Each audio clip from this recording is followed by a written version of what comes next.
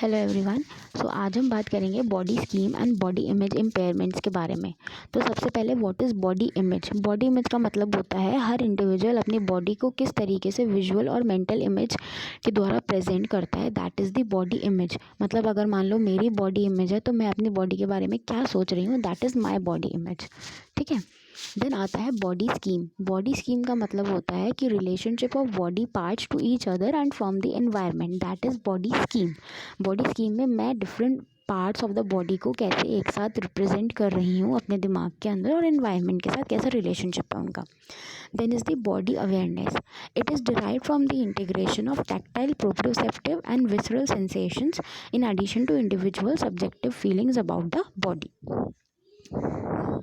अब इनके अंदर जब इम्पेयरमेंट्स आएंगी तो उनको हमको किस किस तरीके की आएंगी। तो ये जो मैंने इम्पेयरमेंट्स लिखी हुई है, unilateral neglect, somatognosia, right left discrimination, finger agnosia and anosognosia, these are the impairments of body image and body scheme. सबसे पहले बात करते हैं यूनिलेटरल निग्लेक्ट की। अकॉर्डिंग टू डेफिनेशन कि जो इंडिविजुअल होता है वो अपने half side of the body या half side of the environment जो है उसको वहाँ के स्टिमुलाई जो हैं उनको इंटीग्रेट या रजिस्टर नहीं कर पाता। ठीक है। कैरेक्टरिस्टिक क्या होंगे, और ये जो यूजुअली होता है ये left side of the body को ज़्यादा इफेक्ट करता है, और जो side of the body affected होती है वहाँ का सेंसरी लॉस भी हमें देखने को मिलता है। अब ये 3 टाइप्स का होता है। कॉन्ट्रालेशनल पेरी पर्सनल स्पेस, तो इसमें क्या होगा, area of space with in 1 arm distance. ठीक है। For example failing to use object on the contralesional side of the meal tray. फिर है contralesional extra personal space, the area of space beyond the arm length. फिर है third contralesional personal space, it is pertaining to the body such as shaving only the right half of the face, और failing to wash 1 half of the face which is affected. अब इसी clinical examples में क्या होंगे, जैसे जो mails हैं वो अगर मान लो लेफ़्ट साइड अफेक्टेड है उनका, तो वो सिर्फ राइट साइड का शेव करेंगे और लेफ़्ट साइड पे शेव नहीं करेंगे। अगर हम फीमेल्स की बात करें तो वो लेफ़्ट साइड पे मेकअप नहीं करेंगी बट राइट साइड पे मेकअप कर लेंगी। तो इसमें जो देखा गया है कि जो लेजन है वो inferior posterior regions of the right parietal lobe, मतलब पैराइटल लोब अफेक्टेड होती है इसके अंदर। Then is the testing. तो ऐसा कोई सिंगल टेस्ट इसकी टेस्टिंग के लिए नहीं बना गया है। द बिहेवियरल इनअटेंशन टेस्ट को हम यूज़ करते हैं to examine the unilateral neglect. Treatment में हम रेमेडियल और कंपेंसेटरी अप्रोचेस यूज़ करते हैं। रेमेडियल अप्रोच में रिजुलाती एंड बर्टी ने कंबाइन करी थी attention and representational models in their pre motor theory of neglect. तो इस थ्योरी का बेसिस क्या था कि special attention is dependent on several independent neural circuits. तो अगर हम मोटर सर्किट्स को एक्टिवेट करेंगे of the ipsilateral hemisphere through voluntary movements, तो उसकी वजह से हमारा सेंसरी सर्किट्स जो हैं वो फैसिलिटेट होंगे। फॉर एग्जांपल अगर हमें right side of the brain को एक्टिवेट करना है तो हम वो स्टिमुलाई पेशेंट को देंगे, जैसे कि शेप्स एंड ब्लॉक्स। सिमिलरली अगर लेफ़्ट साइड का ब्रेन मुझे एक्टिवेट करना है तो मैं वही स्टिमुलाई दूंगी, जैसे नंबर्स, डिजिट्स, ये सारी चीज़ें। ठीक है। इसमें हम प्रिज्म अडेप्टेशन भी यूज़ करते हैं, जिसमें हम प्रिज्म लेंसेज या प्रिज्म ग्लासेस भी देते हैं, जिसकी वजह से जो पेशेंट का विजुअल फील्ड है वो भी उसमें भी रिकवरी आती है। These are the image of a prism glass. Then the compensatory approach, इसमें हम पेशेंट को पूरा एजुकेट करते हैं कि आपको क्या प्रॉब्लम है। ठीक है। उसके बाद हम उसको स्ट्रैटेजीज़ भी बताते हैं। फॉर एग्जांपल अगर पेशेंट न्यूज़पेपर पढ़ रहा है तो हम उसका जो न्यूज़पेपर है उस पर लेफ़्ट साइड पे हमने रिबन लगा दिया, colourful ribbon, for example of red colour, और पेशेंट को हमने बोलना है कि आपको यहीं से स्टार्ट करना है, वापस आपको यहीं पे लाना है, क्योंकि पेशेंट जो होता है वो half side of the newspaper ही पढ़ता है, लेफ़्ट साइड का नहीं पढ़ेगा if is left side is affected. Then the next condition is anosognosia. तो इसका क्या मतलब होता है कि जो पेशेंट का पैरेटिक एक्सट्रीमिटी है, जिस साइड पैरेसिस है उस साइड को वो डिनाई कर देता है। ठीक है। उसको अवेयर ही नहीं होता उस लिम्ब के बारे में। एग्जाम्पल क्या है, द पेशेंट में डिसओन द पैरालाइज्ड लिम्ब, मतलब कि डिसओन कर देता है, वो कहता है कि ये मेरा हिस्सा ही नहीं है, it is not my body part. Lesion area इसमें हम प्रपोज जो है वो है सुप्रा मार्जिनल गायरस, बट ये अनक्लियर है अभी। टेस्टिंग कैसे करते हैं, पहले तो आप पेशेंट से बात करोगे तो उसी में आपको आइडेंटिफाई हो जाएगा। फिर हमें पेशेंट से पूछना है कि क्या हुआ है। इस फॉर एग्जांपल अगर उसके हाथ या पैर का कोई पार्ट है तो हाथ और पैर में क्या हुआ है, कैसे वो पैरालाइज हुआ, ये मूव क्यों नहीं होता पार्ट, ठीक है। और जो पेशेंट होगा वो डिनाई कर देगा पैरालिसिस को, डिसेबिलिटी को, क्योंकि नो कंसर्न, क्योंकि वो इस लिम्ब को अपना बॉडी पार्ट ही नहीं मानता है, ठीक है। तो ट्रीटमेंट में क्या करेंगे हम, यूजुअली स्ट्रोक के बाद हमें पैरालिसिस देखने को मिलता है तो ये यूजुअली 3 मंथ्स में ठीक हो जाता है, ठीक है।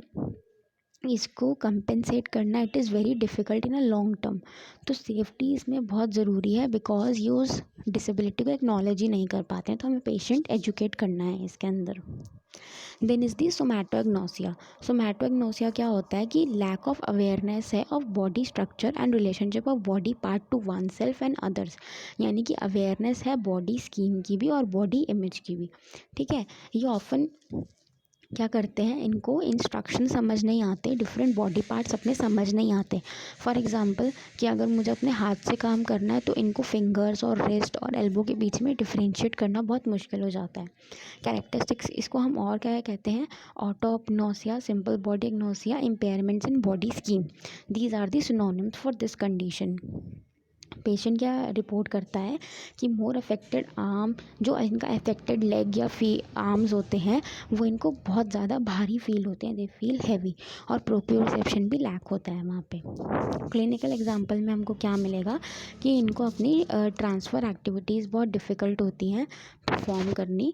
फॉर एग्जांपल अगर मैं इनको बोलूँ pivot on your leg and reach for arm rest with your hand, ठीक है। ड्रेसिंग में डिफ़िकल्टी होती है इनको, और इनको एक्सरसाइज परफॉर्म करने में भी बहुत डिफ़िकल्टी होती है। जो लेजन का एरिया होता है is often the dominant parietal lobe. Treatment में क्या करते हैं हम, फैसिलिटेशन ऑफ बॉडी अवेयरनेस करते हैं। सेकेंड इज़ द पेशेंट को हम रिक्वेस्ट करते हैं to point to body parts named by the therapist. Patient is asked to imitate movement, मतलब कि हमने बोला पहले तो हमने फैसिलिटेशन कराया, फिर पेशेंट को हमने बोला कि different different body parts touch करो, फिर हम हाथों की मूवमेंट करके दिखाएंगे और पेशेंट को बोलेंगे हमारे पीछे सेम ही मूवमेंट करके दिखाओ, और उसको हम relationship of different body parts पूछेंगे उससे कि आप इसका रिलेशन इससे बताओ, उसका रिलेशन उससे बताओ। Then is the right left discrimination. इसमें क्या होता है, पेशेंट को अगर हम राइट और लेफ़्ट जाने को कहेंगे ना तो पेशेंट उसमें डिस्क्रिमिनेट नहीं कर पाता, उसमें फ़र्क नहीं कर पाता, उसे समझ ही नहीं पाता, ठीक है। क्लिनिकल एग्जाम्पल कैसे होगा, the right shoot, for example the patient can not tell the therapist which is the right arm and which is the left arm. Patient is unable to follow instruction. अगर आप उसे right and left करके command दोगे patient को तो वो follow नहीं कर पाएगा। लेजन एरिया इसमें कहाँ देखने को मिलता है, is the parietal lobe of either hemisphere. Clinical examples जैसे कि मैंने आपको दिए वो हम यूज़ कर सकते हैं। ट्रीटमेंट में कि हम क्या देंगे, व्हेन गिविंग इंस्ट्रक्शंस, जब हम पेशेंट को इंस्ट्रक्शंस देंगे तो हमें राइट और लेफ़्ट वर्ड का यूज़ ज़्यादा नहीं करना। उसकी जगह हम क्या करेंगे, पॉइंट करके बोलेंगे, या फिर हम ऐसे बोल सकते हैं कि जिस हाथ में आपने वॉच पहन रखी है आपको उस साइड अपना फेस करना है। ऐसे ऐसे हम एग्जांपल्स दे सकते हैं। ये गाइडलाइंस होती हैं। The right side of all common object such as shoes clothing should be marked with red tape और सीम बाइंडिंग, ताकि पेशेंट को समझ आए ये। Then is the finger agnosia. इसका मतलब क्या होता है, it is inability to identify the fingers of their own hands of or the hands of the examiner.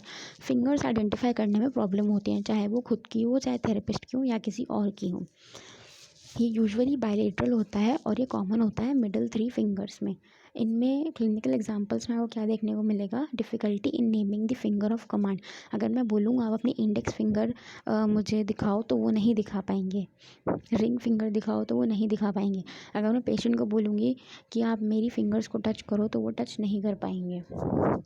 Testing कैसे करते हैं हम इसमें, सॉकेट्स टेस्ट करते हैं। इसमें हम पेशेंट को बोलते हैं कि आप मूव करो या पॉइंट करो अपनी फिंगर को जो जिसका मैं नाम ले रही हूँ, पर वो आइडेंटिफाई नहीं कर पाएगा। But this test is not standardised. The patient is asked to name the fingers touched by the therapist. तो ये 4 तरीके से हम टेस्ट करते हैं इसका। देन ट्रीटमेंट, इसमें हम रेमेडियल अप्रोच यूज़ करते हैं, जिसमें कि patient discriminate, tactile system, touch and pressure are stimulated. Rough cloth भी हम दे सकते हैं डिफरेंट डिफरेंट टेक्सचर्स के उसको, ठीक है। Pressure can be applied on the ventral surface of the hand. Thank you.